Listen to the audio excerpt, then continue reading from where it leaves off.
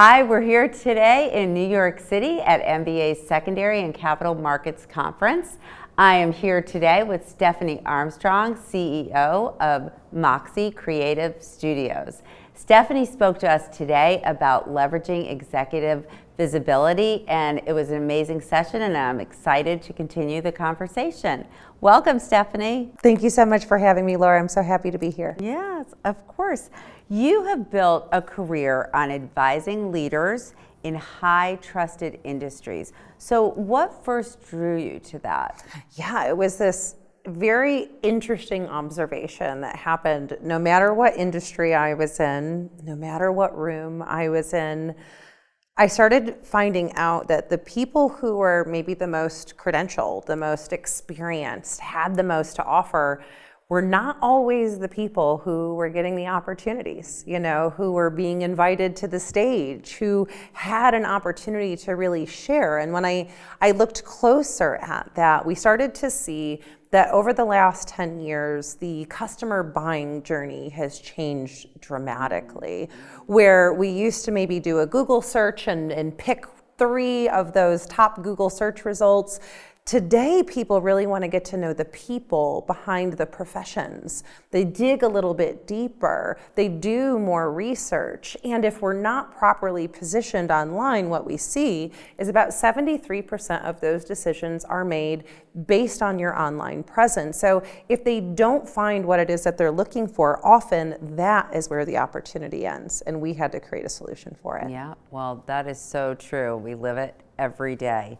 So you have a background in behavioral psychology, which is unique. How does that lens shape the way you advise your executives? Completely, utterly, entirely. When I first got into branding, I was representing a lot of celebrities and influencers, and I would refer to this as very performative branding, right? It's giving the people what they want. It's having a persona, something that you put on. And what I saw over and over and over again is inevitably there would be an event, there would be an engagement, an activation, something where that person came out of character.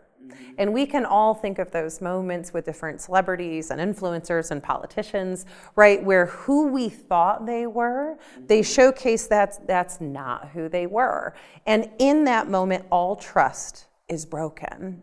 So as I really started to look at this and see this performative marketing and really creating these personas who are not authentic to who we are, inevitably they will fail. There will come a day, right? Someone steps on your shoe, you're in a crowded airport, and a different side of you comes out. You can't keep the performance up. So what we really started to take a look at was authenticity and the ways that consumers today, particularly, there is an epidemic of mistrust for a variety of reasons. What they're really looking for is who are those people who are very authentic to who they are. Their message is matching their energy, it's matching their actions, right? They don't say something and not do it. They take action on the things that they talk about. That authenticity is what breeds trust. And for us, when we approach this work, it always starts with who you are. Your credentials and your expertise, yes, that is an important piece, and we are going to get there. But we have to first start with the authenticity of who you are as a human being so that we can build from that in a way that's actually going to engage with other people effectively. Are there times where you think people could be too authentic, especially if we talk about LinkedIn or in a professional environment? Absolutely. My very Sicilian grandmother had a fabulous quote my whole life that I always loved. And she would say, time and place, Stephanie, time and place. So what's really cool about social media is there's different platforms for different things, right?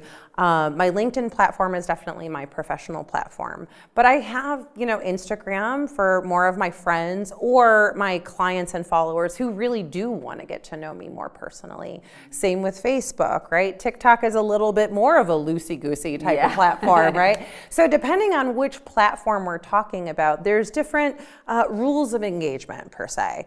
I know for me personally, fitness is a huge part of my life, and it's not a superficial conversation. For me, as someone who is a stroke survivor, you know, someone who is a tumor survivor, being able to really get my health back to the place that it is today was something that was so deeply meaningful for me. And I do post about that on my Instagram, but not on my LinkedIn, because it wouldn't be the appropriate place, right? It's like wearing a suit to McDonald's. Right. It just looks inappropriate here. Time and place, as Nana would say, time and place. What if you're on your way home from work and you're like, have to have Big Then Mac? you go in there in your suit and you get your McFlurry.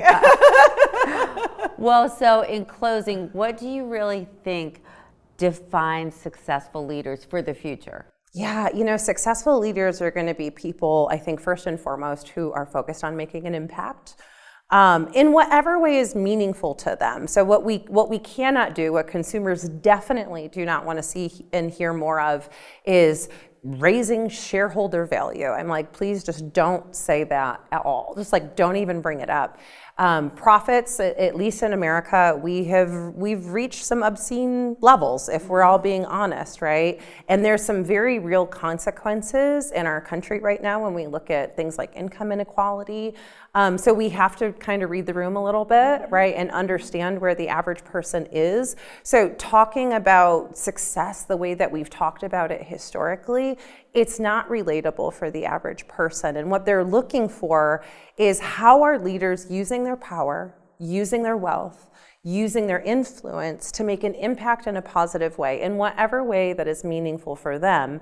And then, is that authentic and aligned, right? So I think what you're doing here with mPower is a perfect example of an organization who is choosing to take a position of creating impact for women executives, and they're doing it authentically, and here you are leading it. And I think anyone who meets you would know immediately that you love this work, that this is not a performance, that this is so aligned and authentic with who and what you are, and you live that truth. You live that truth by giving women opportunities. You put me on a stage today in front of your audience. So mPower and what you're doing here is a fabulous example of what consumers are looking for as we move into the future.